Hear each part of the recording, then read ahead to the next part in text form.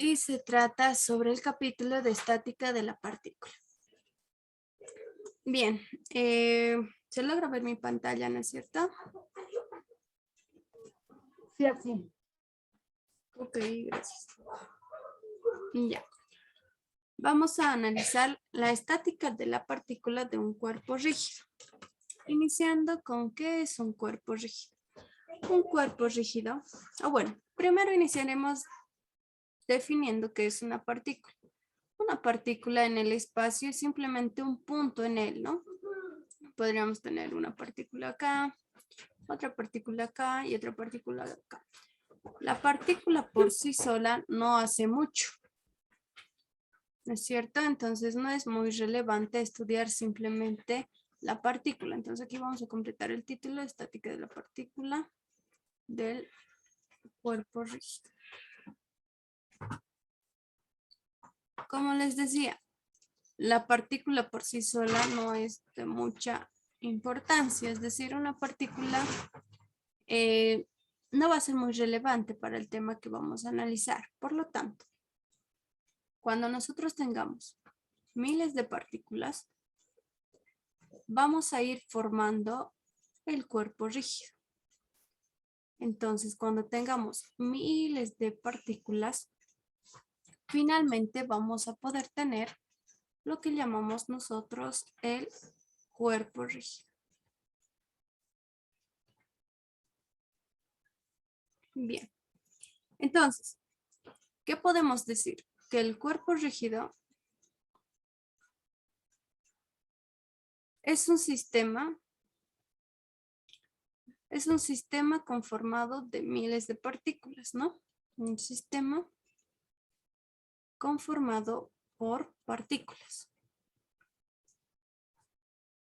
Y nosotros lo que vamos a analizar son directamente el cuerpo rígido. Entonces, obviamente, todo lo que he realizado en la parte izquierda es simplemente una idealización. No es real, ¿no? Simplemente es una idea para que vayamos entrando y comprendiendo mejor de qué es lo que vamos a estudiar, ¿ok? Entonces, como ya sabemos que un cuerpo rígido es un sistema conformado por partículas, nosotros vamos a usar o estudiar de este cuerpo rígido, vamos a estudiar cuando éste se encuentre de forma estática, ¿no? Entonces, estática significa que no va a tener movimiento alguno. Para esto, entonces, nosotros vamos a estudiar este cuerpo rígido, ¿sí? En varios sistemas. Primero tenemos el sistema, acá pondremos unidimensional. También tenemos el sistema bidimensional.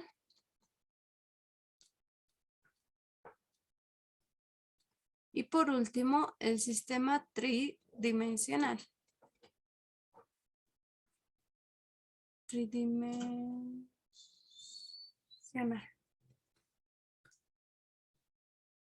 Bidimensional, 2 dimensiones. Tridimensional, 3 dimensiones. Lo importante de esto es lo siguiente. Cuando nosotros tengamos simplemente un sistema de una dimensión, es decir que solamente vamos a tener un solo eje. Puede ser este nuestro sistema eje X o simplemente el sistema eje Y.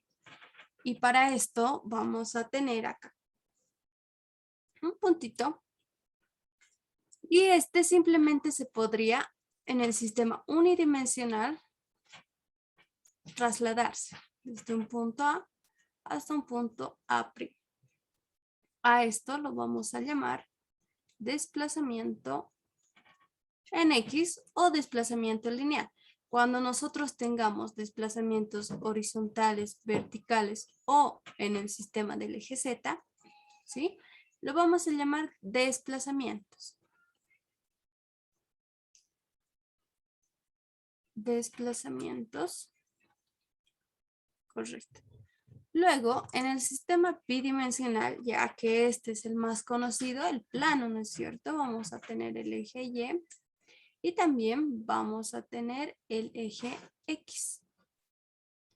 En este caso, nuevamente, el mismo punto, el mismo cuerpo rígido, la misma partícula A, puede tanto trasladarse de forma horizontal, trasladarse de forma vertical. Y vamos a tener un nuevo punto A'. En este caso, ya en el sistema bidimensional, tenemos un desplazamiento en el eje horizontal, un desplazamiento en el eje vertical. ¿No? Si se dan cuenta, ya tenemos desplazamiento en X, desplazamiento en Y, y no obstante, también se nos suma una rotación. ¿Sí? Por lo tanto, vamos a tener dos desplazamientos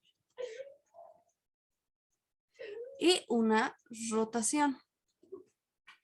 Si se dan cuenta, a medida que el sistema cartesiano, bueno, el sistema sea unidimensional, bidimensional o tridimensional, se van aumentando lo que vienen siendo desplazamientos y rotaciones. Finalmente, entonces, para el sistema tridimensional, que ya estaríamos hablando del eje X, Y, Z, X, Y y Z, de la misma forma. De un punto cualquiera, este sea el punto A, que podemos ubicarlo por acá. Puede desplazarse en Y, puede desplazarse en Z, puede desplazarse en X y llegar a un nuevo punto A'. No obstante de tener todos estos desplazamientos, también se incluyen las rotaciones. Va a existir una rotación para Y, va a existir otra rotación para Z y así, ¿no? Entonces acá también vamos a tener desplazamientos y también vamos a tener rotaciones. Desplazamientos lineales en X, en y en Z y rotaciones. Rotaciones para X, rotación para Y y rotación para Z. Bien, una vez que ya conocemos que puede existir desplazamientos y rotaciones según el sistema o según su dimensión, lo más estudiado en la materia es el sistema cartesiano, ¿no? En el plano bidimensional. Eso es lo que vamos a estudiar. Por lo tanto, por estática, vamos a tener, si el cuerpo es totalmente libre, dos desplazamientos y una rotación. Entonces, estaríamos otorgando tres libertades cuando hablamos del plano, ¿ok? Pero esto simplemente es como una introducción. Nosotros vamos a estudiar en el sistema bidimensional, en el sistema cartesiano X y Y. ¿Hasta acá hay alguna pregunta? Bien. Entonces, ahora vamos a hablar de qué es el equilibrio. ¿Ok? ¿Qué es el equilibrio? Entonces, el equilibrio lo vamos a definir como un principio de acción y reacción, ¿no? El cuerpo no tiene ni traslación ni rotación. Entonces, el equilibrio nos indica que el cuerpo, obviamente este va a ser el cuerpo rígido, no tiene traslación o desplazamiento, ¿no? Ni rotación, está totalmente quieto, ¿no? Por así decirlo de forma más vulgar, ni rotación. ¿Y cómo puedo conseguir que el cuerpo rígido esté en equilibrio? Fácil. Vamos a imaginar que nosotros tenemos acá un cuerpo cualquiera ¿sí? Un cuerpo rígido. Pero este por la gravedad tiende a caerse. Sí, vamos a imaginar que tiende a caerse. Por lo tanto, puede existir un desplazamiento lineal en el eje Y. Un desplazamiento en Y. Pero yo quiero que este cuerpo esté totalmente en equilibrio. Por lo tanto, este desplazamiento en Y o esta traslación no debería existir. ¿Cómo voy a hacer eso? Podría incluir acá una fuerza, ¿no es cierto? Una fuerza, lo llamaremos fuerza F, que contrarreste aquí a la gravedad. Teniendo el mismo valor, si todas las fuerzas serían 0, no habría ninguna fuerza que quiera que se caiga este cuerpo, ni otra fuerza que quiera que se vaya hacia arriba. Por lo tanto, de acá de este criterio vienen las ecuaciones de equilibrio, que nos dice las sumatorias. Si yo sumo todas las fuerzas que intervienen en el cuerpo y me dan igual a 0, no va a existir traslación. Especificando un poco más, sumatoria de fuerzas, pondremos para este caso en el eje Y. Si son 0, ¿no? Si toda la suma me da 0, no va a existir traslación en ese eje. Lo mismo sucede para la sumatoria de fuerzas en el eje X.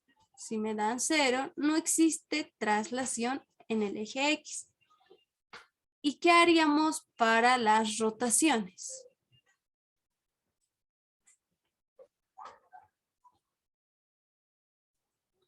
Ya para el tema de rotaciones, vamos a utilizar todos los momentos. La sumatoria de momentos nos tiene que dar 0 para que no exista ninguna rotación. Entonces, estas tres ecuaciones son las ecuaciones fundamentales de equilibrio, o también llamadas ecuaciones de la estática, ¿ok? Entonces, muy importante que se vayan recordando estas tres ecuaciones para el plano. Para el plano, ¿ok? Entonces, es importante que se recuerden de las ecuaciones de equilibrio o las ecuaciones de la estática. Lo que nosotros vamos a analizar es la estática del cuerpo rígido. Queremos que el cuerpo rígido esté completamente estático. Para esto vamos a usar las ecuaciones de condición generalmente.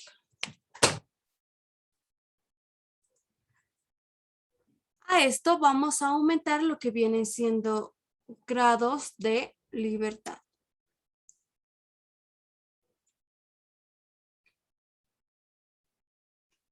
Muy bien, los grados de libertad son todas las liberaciones posibles que un cuerpo puede tener, ¿no? Toda la libertad, como dice, grados de libertad. Entre los grados de libertad estarían entrando desplazamientos, tanto en el eje X como en el eje Y, y si estaríamos hablando de un sistema tridimensional, también en el eje Z. Incluyendo también las rotaciones, ¿no? Entonces, cuando hablemos en el plano, simplemente vamos a tener una rotación. Aparte de hablar de los grados de libertad, vamos a hablar de las restricciones. ¿Qué son estas restricciones? Son aquellas fuerzas que van a impedir el movimiento o la libertad de este, ¿sí? Entonces acá pondremos fuerzas que impiden el movimiento. El movimiento. Entonces, si yo pongo una restricción, no se va a mover. Pero si hay una libertad, eso significa que no existe ninguna restricción. Estos dos conceptos son bastante importantes. Grados de libertad, todas las liberaciones posibles, y las restricciones, fuerzas que impiden el movimiento. ¿Para qué vamos a usar estos dos conceptos? Para poder hallar el grado de indeterminación o el grado hiperestático. El ingeniero lo llama grado hiperestático. En bibliografías como Hibbeler pueden encontrar esto, grado hiperestático o grado de indeterminación. ¿Ok?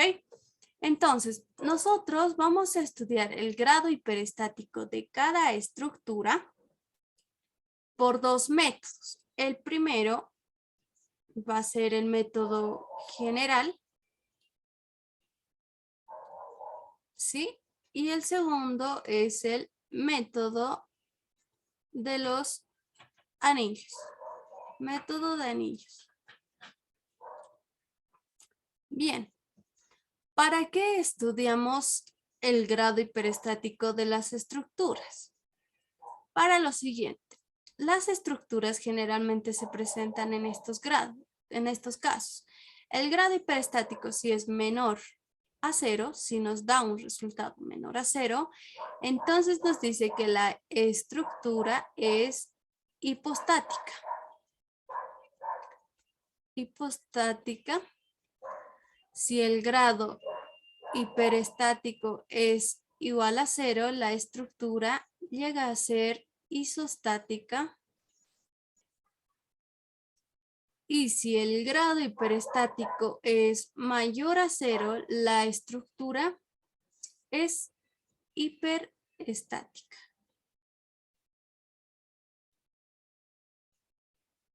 Ahora, tenemos estos tres tipos de estructuras.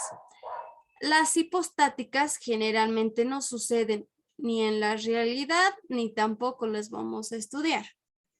Las isostáticas tampoco existen en la realidad, pero sí las vamos a estudiar en la materia, en nuestra materia CIV 1201. Las estructuras hiperestáticas son las que generalmente se presentan en los edificios, en la realidad, pero no lo vamos a estudiar en la materia, lo van a estudiar esto más arriba en análisis estructural avanzado y análisis estructural. Pero este tipo de análisis de la estructura hiperestática no es más que hacer varias estructuras isostáticas, al mismo tiempo. Es por eso que esta materia es bastante fundamental, porque nosotros nos vamos a concentrar a estudiar netamente vigas y pórticos isostáticos para que ustedes vayan preparadas a la materia de 2.5, análisis estructural. Sin embargo, nosotros tenemos que conocer, ¿no es cierto?, si la estructura que vamos a analizar es isostática, hipostática o hiperestática. Para esto vamos a usar estos dos métodos. Antes de entrar a analizar los métodos, vamos a ver los tipos de apoyos que tenemos. Tipos de apoyos.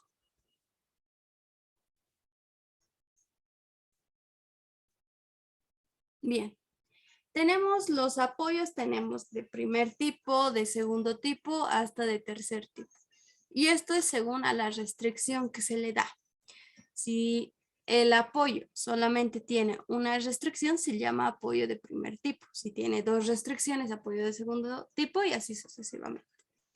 Entonces, en los apoyos, lo que nosotros vamos a analizar va a ser cuántas libertades tiene y cuántas restricciones, ¿sí? Vamos a iniciar con los apoyos de primer tipo. Entonces, para los apoyos de primer tipo, nos vamos a idealizar una viga que está apoyada sobre esto, ¿ok? A esto lo vamos a llamar apoyo, bueno, acá lo pondré, apoyo móvil. Bien, esto lo voy a explicar de forma detallada y lo próximo vamos a ir haciendo con ustedes. Apoyo de primer tipo. Bien, entonces acá vamos a definir cuántos grados de libertad va a tener este tipo de apoyo y cuántas restricciones, ¿sí? No olviden que los grados de libertad son todas las liberaciones o movimientos que puede realizar y las restricciones son las fuerzas que impiden estos movimientos. Entonces empezamos. Empezamos por el apoyo. Si se dan cuenta, este apoyo puede trasladarse, ¿no es cierto? Entonces podemos trasladarnos acá. Y esto significa que acá va a existir un desplazamiento en el eje X, por un lado. Por otro lado, el apoyo móvil, aquí tenemos una articulación y acá tenemos una barrita. Esta barrita por la articulación, ojo, por la articulación, la barra tiende a rotar. Es decir, que no se va a quedar fijamente ahí, sino va a ir rotando un cierto ángulo, ¿no? Entonces acá vamos a tener una rotación. Ahora, como estamos analizando en el plano XY, ya tenemos que va a existir un desplazamiento en X y una rotación. Ahora, ¿qué pasa con el eje Y? Este puede trasladarse. ¿Qué opinan? No, No, no es cierto, no se puede trasladar de forma vertical. Por lo tanto, eso significa que acá va a existir una restricción o una fuerza. Entonces, contabilizando, decimos cuántos grados de libertad tiene el apoyo móvil, desplazamiento en X y una rotación hacen 2. Restricciones simplemente tiene una restricción. Ahora acá viene lo interesante. En apoyos, ojo, solo en apoyos, la sumatoria de grados de libertad y restricciones generalmente nos da el número de ecuaciones de la estática. En nuestro caso, para el plano es 3, ¿no es cierto? Acá sumatoria de fuerzas en Y, en X y sumatoria de momentos son 3 ecuaciones de la estática. Y ojo que solo en apoyos, solo para apoyos, la sumatoria de grados de libertad y restricciones nos da ese número, tratándose simplemente de una barrita. Lo mismo, el mismo caso, ¿no? Simplemente de forma horizontal, acá tenemos un apoyo móvil, que en este caso sí va a existir un desplazamiento en el eje Y,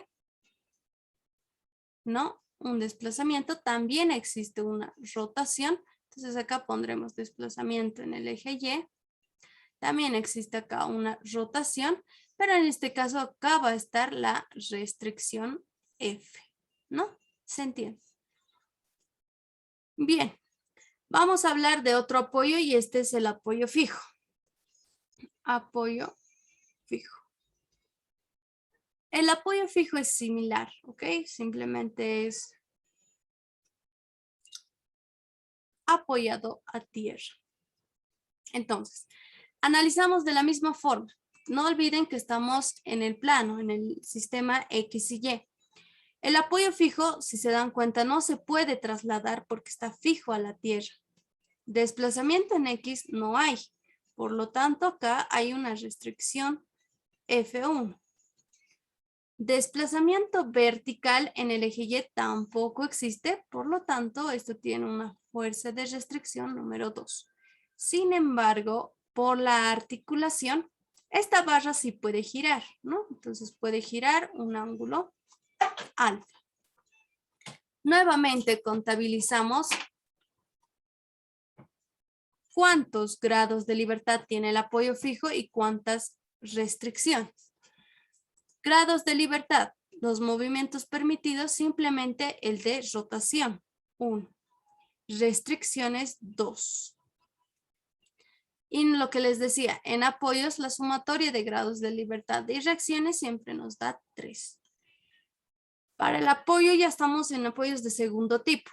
También se nos presenta el apoyo empotramiento móvil. De la misma forma, este lo podemos encontrar de forma horizontal, este apoyo, ¿no? Así. No va a haber desplazamiento en X, tampoco desplazamiento en Y, pero sí va a existir una rotación. Ahora vamos acá al empotramiento móvil.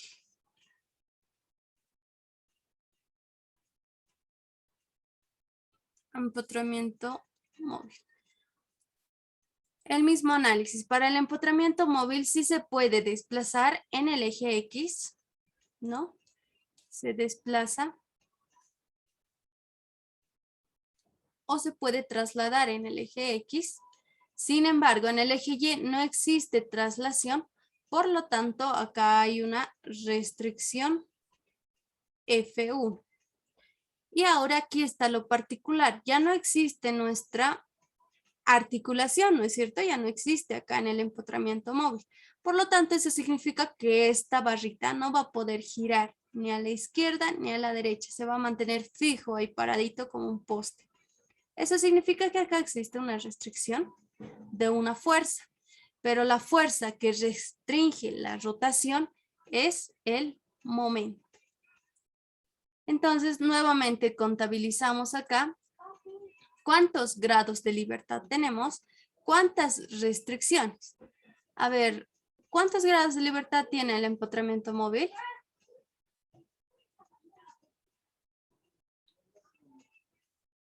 1. 1. ¿Y cuántas restricciones? 2 restricciones.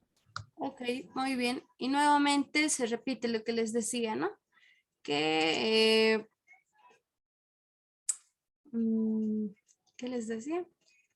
Que los grados de libertad más las restricciones en los apoyos nos dan el número de ecuaciones de la estática. Ahora sí, vamos a hablar del empotramiento fijo. Empotramiento fijo o simplemente empotramiento también. Este ya es un apoyo de tercer tipo, completamente restringido. No se puede trasladar ni en el eje X ni en el eje Y y tampoco puede rotar ya que no existe articulación. Entonces este tiene una restricción vertical, restricción horizontal y también de momento. Entonces contabilizando nuevamente tenemos que grados de libertad y restricciones. Como no puede tener ningún movimiento este empotramiento móvil, sus grados de libertad son 0. Y sus restricciones son 3. Nuevamente la sumatoria en apoyos nos da 3.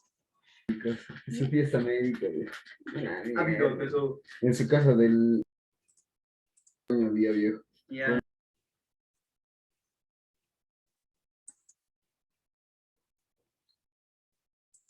Ok, entonces, ¿hay alguna pregunta sobre los grados de libertad y restricciones en apoyos?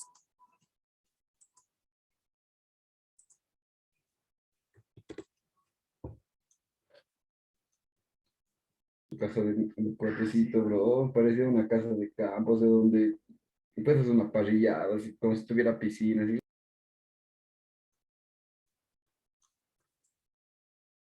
Ni conocía tanto. Ni conocía. Yo me he colado, ¿va? A uno nomás. Hablar ahora sobre nudos. Cuando nosotros encontremos el grado hiperestático, nos vamos a topar con apoyos y con nudos. Entonces, vamos a tener nudos rígidos, nudos articulados y nudos mixtos. Entonces, primero veremos nudos articulados. Los nudos articulados, sin embargo, para poder encontrar los grados de libertad y restricciones en nudos, ya existen fórmulas. Pero estas fórmulas a veces no son aplicables a algunos casos que tienen en el nudo apoyos. Es decir, que a este apoyo se le suman otras barras y se forma un nudo con apoyo y con barras articuladas o mixtas. Entonces ahí la mayoría he visto que se confunde cuando usan las fórmulas. Por lo tanto, primero, ahora lo vamos a analizar, pero si gustan también les voy a dar la fórmula. pero es mejor que ustedes no sean muy mecánicos y vayamos viendo cómo se analiza esto. Un nudo articulado es cuando a una rótula se le agregan o en una rótula misma están conectadas varias barras. Una barra por acá, otra barra por acá y otra barra por acá. Lo pondremos así. Entonces, este es un nudo netamente articulado porque si esta barra la tomo de referencia, es decir, imaginen que ustedes están agarrando, no sé, una pelotita y lo pinchan, ¿no es cierto? Varios bolígrafos, digamos.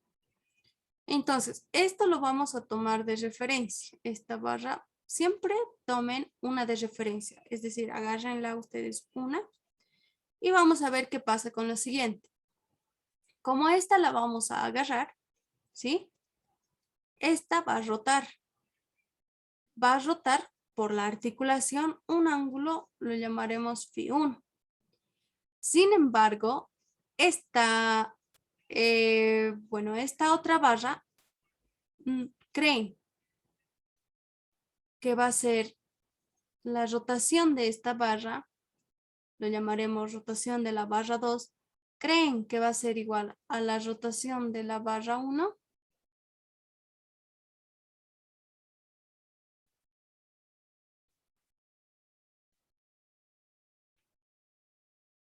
¿Cómo es? ¿Alguien opina?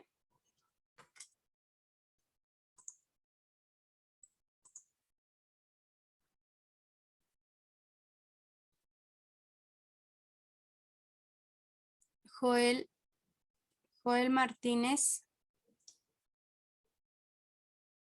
¿estás presente?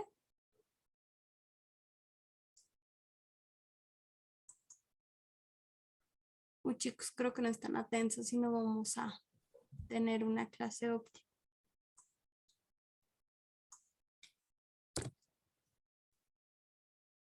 Las rotaciones van a ser diferentes, ¿ok? Entonces, esta rotación de esta barra 1 va a ser diferente a la que la barra 2 va a rotar. Por lo tanto, esto significa, y no olviden tomar siempre una de referencia, ¿sí? Que cuando yo tome una barra de referencia, esta puede rotar un ángulo cualquiera, puede ser 20 grados, pero esta otra, independientemente de lo que gire esto, va a rotar otro ángulo.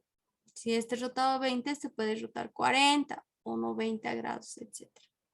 ¿Sí? Por lo tanto,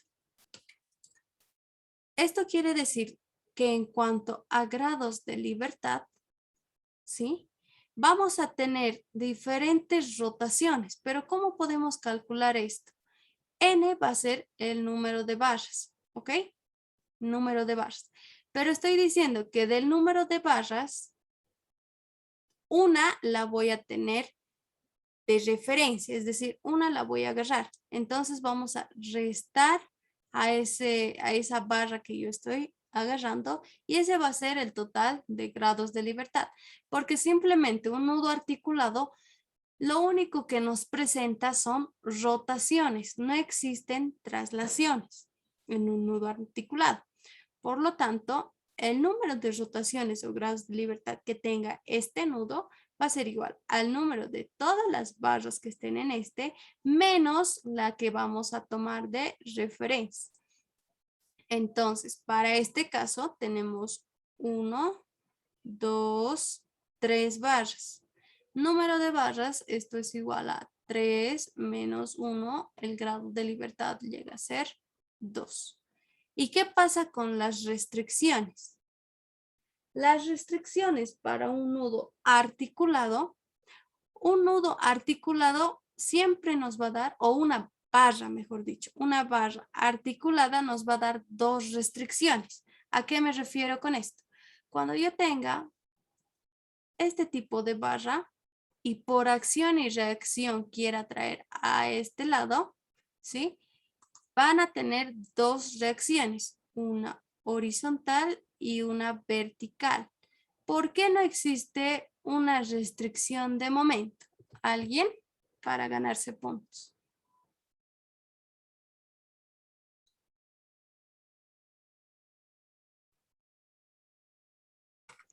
Porque es articulación oxi y, Porque es articulación y la fuerza de momento es cero, ahí no actúan. Exacto. ¿Pero por qué? Porque existe Porque qué. sí puede girar. Correcto, sí. Muy bien. Se han complementado los dos. Sus nombres de los dos. Murillo, Tordoya, Ojeroxi. Ya, a ver, espera un ratito. Voy a anotar aquí. Murillo. Tordoya. Zójero. Ya. ¿Y el otro compañero? Patsy Abranga Kevin. Ya. Correcto. Entonces, en esta articulación simplemente va a haber dos restricciones por barra. ¿Por qué? Porque por la articulación se libera el momento. Por eso es que existe una rotación.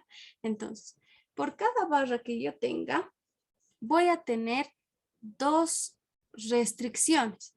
Pero a esta barra siempre la tengo que quitar la que estoy tomando de referencia, ¿sí? Entonces acá va a ser n, el número total de barras, pero a esta la tengo que quitar la que estoy tomando de referencia.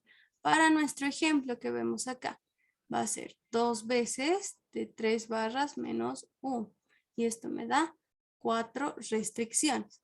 Ahora, lo que les decía, que simplemente la sumatoria de grados de libertad y restricciones igual a 3, simplemente se cumplen en apoyos que solo tienen una barra, porque cuando ya tenemos nudos, tanto sea articulados o rígidos, ya no existe eso. ¿Se dan cuenta? Acá ya tenemos una sumatoria de 6, entonces no existe.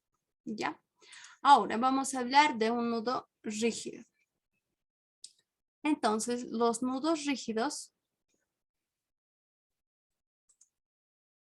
son aquellos que están unidas rígidamente. Esto no es una articulación, por si acaso. Tenemos una barra, acá tenemos otra barra y puede ser acá la barra número 3. De la misma forma, tengo que tomar una barra de referencia. Siempre cuando tengan nudos sueltos, tienen que tomar una barra de referencia. Esta va a ser nuestra barra de referencia. Entonces, cuando yo tome o lo agarre a esta barra no va a poder girar ni tampoco esta otra barra. ¿Por qué? Porque están unidas de forma rígida, ¿no es cierto? Entonces, grados de libertad, cuando ustedes vean un nudo rígido, siempre va a ser 0.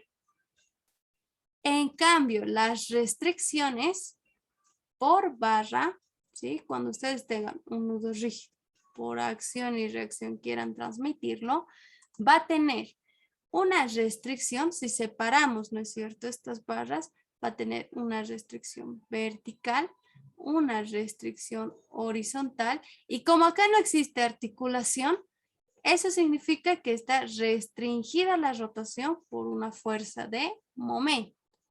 Por lo tanto, por cada barra rígida existen 3 restricciones, pero no tenemos que olvidarnos que estamos tomando una de referencia, es decir, que en esa nos vamos a apoyar. Por lo tanto, va a ser 3 veces el número de barras menos la que estamos tomando de referencia. Para nuestro ejemplo, grado de libertad siempre va a ser 0 en un nudo rígido, pero las restricciones, como tenemos 3 barras, va a ser 3 de 3 menos 1, 6. ¿Sí? Y por último, vamos a hablar de lo que viene siendo un nudo mixto. Este nudo mixto incluye barras unidas tanto de forma rígida como de forma articulada. ¿A qué me refiero? Acá podemos tener una barra articulada y a esta articulación vamos a tener 2 barritas unidas de forma rígida. Es decir, estas dos están unidas de forma rígida y esta está articulada. Acá también podríamos incluir otra barra articulada y acá otras 2 rígidas, ¿no?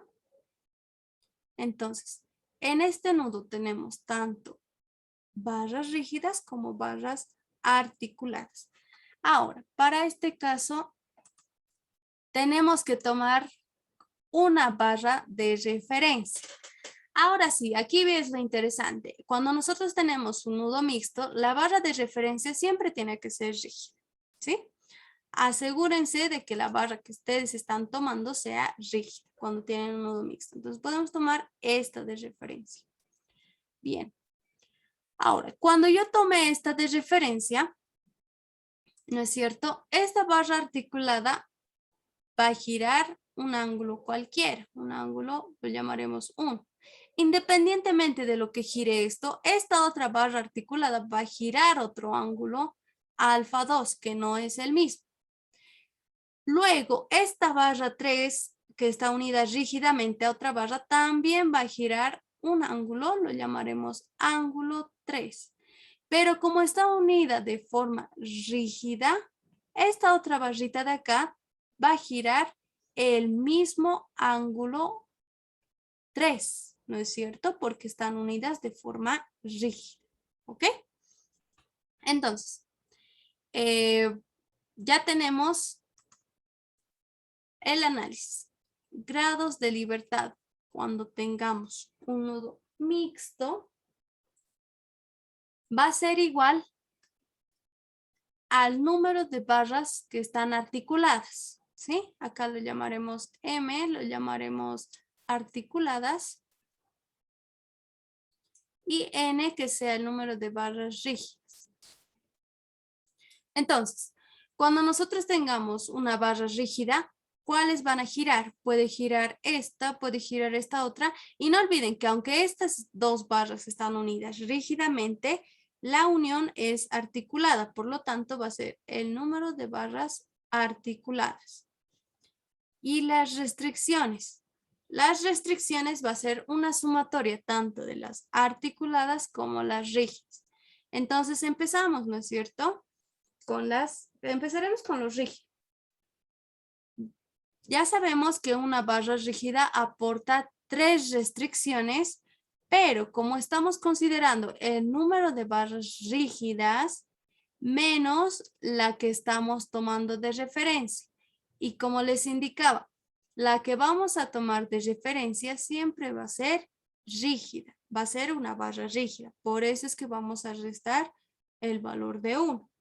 Más 2, que es 2 restricciones aportan las barras articuladas, pero acá ya no restamos nada porque no estamos tomando ninguna barra articulada de referencia.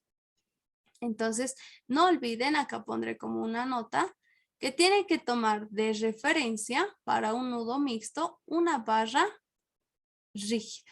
Y ahí es cuando se aplica estas fórmulas, ¿ok?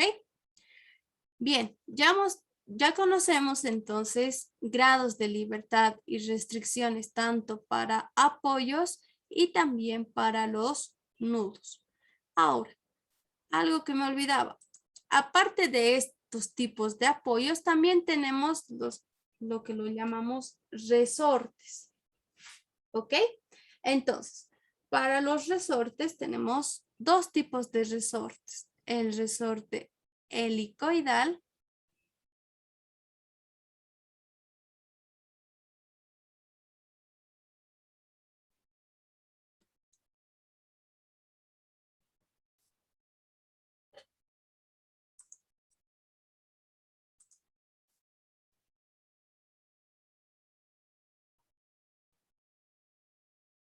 y este es otro tipo de resorte. El resorte helicoidal es el que tiene una restricción F1 y el resorte, este se llama resorte,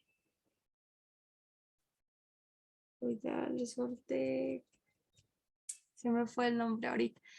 En un momento se los digo. Este otro tipo de resorte que es semejante a un ganchito impide los movimientos de rotación. Es decir, que esto va a otorgar una fuerza o una restricción de momento.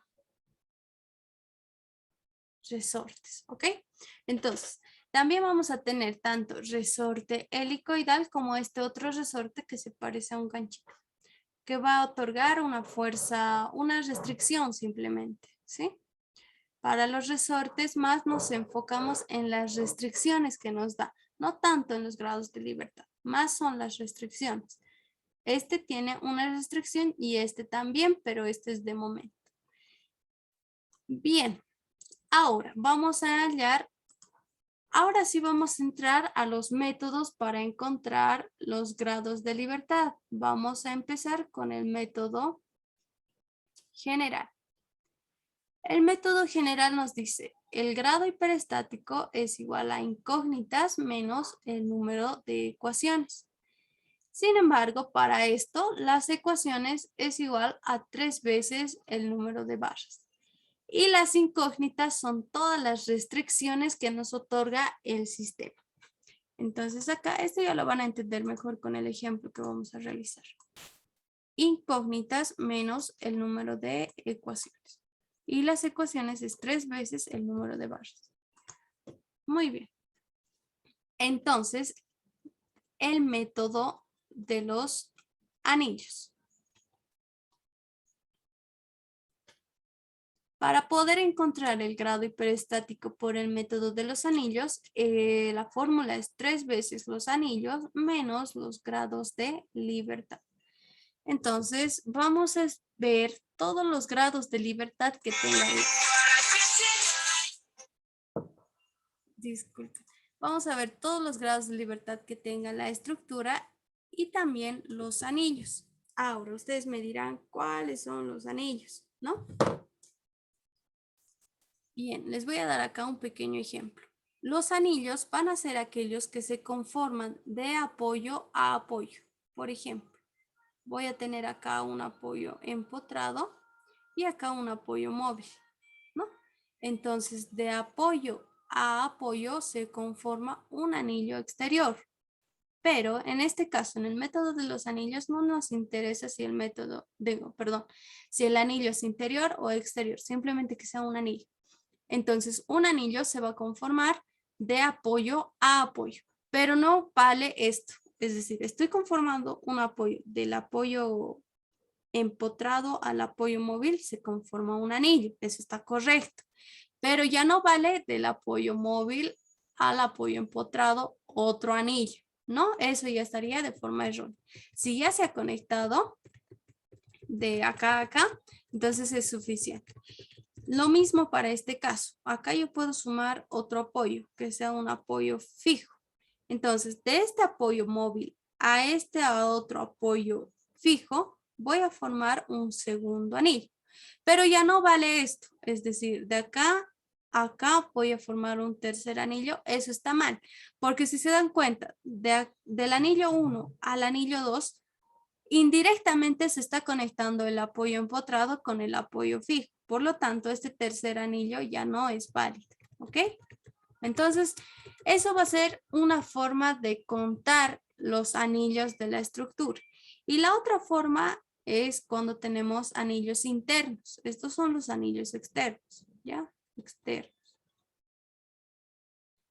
Ahora, los anillos internos son aquellos que están conformados entre barras.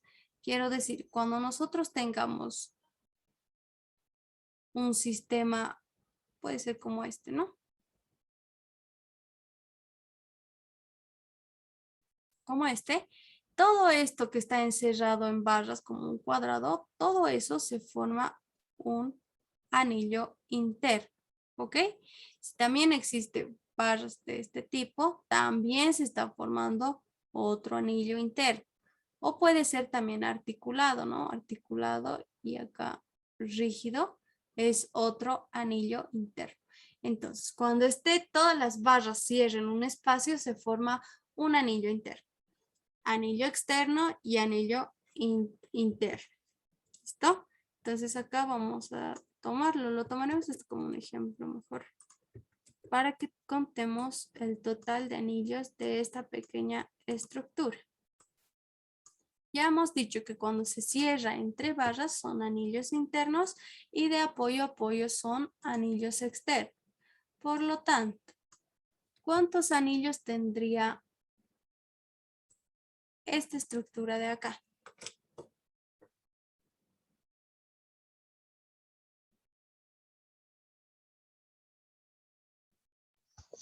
Un anillo oxi. Un anillo. ¿Ya? ¿Alguien más?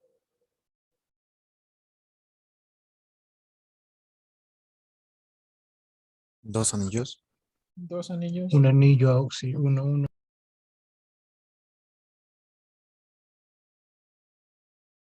Ya. A ver, vamos a analizarlo, ¿ok?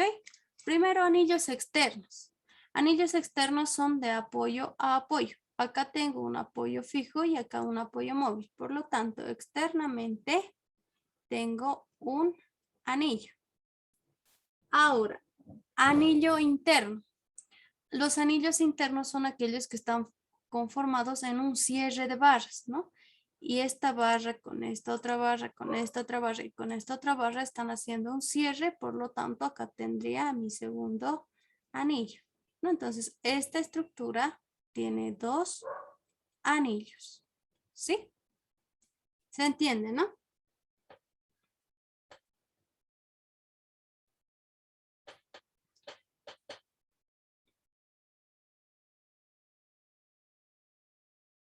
Sí, auxi. Ok, entonces eso sería lo nuevo. Anillos, incógnitas, ya lo saben. Incógnitas, por si acaso, son las restricciones. Estas eres que hemos ido viendo, ¿no? Ecuaciones, 3 veces barras, anillos ya conocen y grados de libertad también. Bien, ahora, para ambos métodos, ¿sí? Para facilitarnos, por así decirnos, es lo siguiente. Cuando tengamos estructuras mucho más complejas, se nos va a presentar el siguiente caso. Puede ser que acá se incluya un resorte. Acá puede existir un cable. Y acá puede existir incluso una barra biarticulada, algo así. Biarticulada, articulada tanto al inicio como al final. Cuando nosotros tengamos este tipo de casos, si se dan cuenta, nuestra estructura, que era bastante sencilla, que simplemente era 4 barras y 2 apoyos, incluyendo este resorte, incluyendo un cable e incluyendo una barra biarticulada, se nos hace un poco difícil ver la estructura, se nos hace un poco complicado, pareciera que es algo complicado de poder encontrar el grado hiperestático. Entonces, los estudios revelan que las barras biarticuladas, los resortes y los cables, todo esto se puede quitar de la estructura inicial. Estructura inicial. ¿Sí? Entonces, cuando nosotros quitemos barras biarticuladas, resortes y cables, nuestra estructura nos va a quedar como la que nosotros hemos analizado en un principio, ¿no? Cuando estábamos viendo si hay anillos o... No, bueno, cuando estábamos viendo la cantidad de anillos, ¿sí? Entonces va a quedar de forma sencilla. Hemos quitado los resortes, las barras biarticuladas y los cables, y esto sí se puede analizar de forma más sencilla, viendo las fórmulas de acá arriba de nudos y de apoyos, ¿sí? Entonces, para poder hacer eso, vamos a encontrar un grado hiperestático parcial. Esta estructura va a obtener un grado hiperestático parcial. Pero lo que nosotros queremos es encontrar el grado hiperestático total, es decir, el grado hiperestático de aquella estructura que incluía los resortes, incluía los cables y también incluía las barras biarticuladas. Entonces, el grado hiperestático total va a ser igual al grado hiperestático parcial que se va a encontrar de la figura. Sin estos 3 casos, ¿sí? Más el número de resortes más el número de barras biarticuladas más el número de cables. ¿Esto qué quiere decir? Que directamente una barra biarticulada por sí sola nos da un grado hiperestático de 1.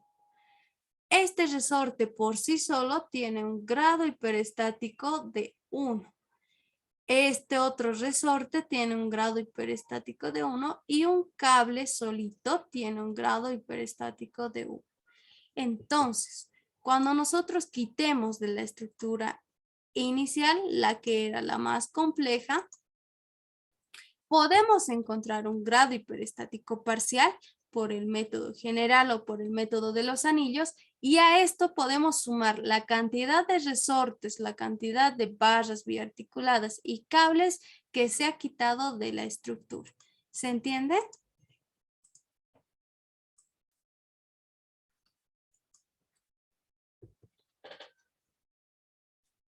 Bien. Entonces, ya tenemos con resortes. Ahora, por último, acabando la parte teórica, vamos a ver el grado hiperestático para entramados. Grado hiperestático para entramados, o también llamado cerchas, ¿no? Para cerchas. Ahora, para antes de darle la ecuación, bueno, les daremos directamente. Grado hiperestático para una cercha es 2 veces, grado hiperestático es barras más reacciones menos 2 veces el número de nudos. Esto es para entramados y cerchas. Esta ecuación no se aplica para vigas ni pórticos. Entonces, ¿cómo sabemos que es una cercha? Una cercha ya lo deben conocer quizás en los techos, ¿no? Generalmente tiene esta forma. Más o menos así.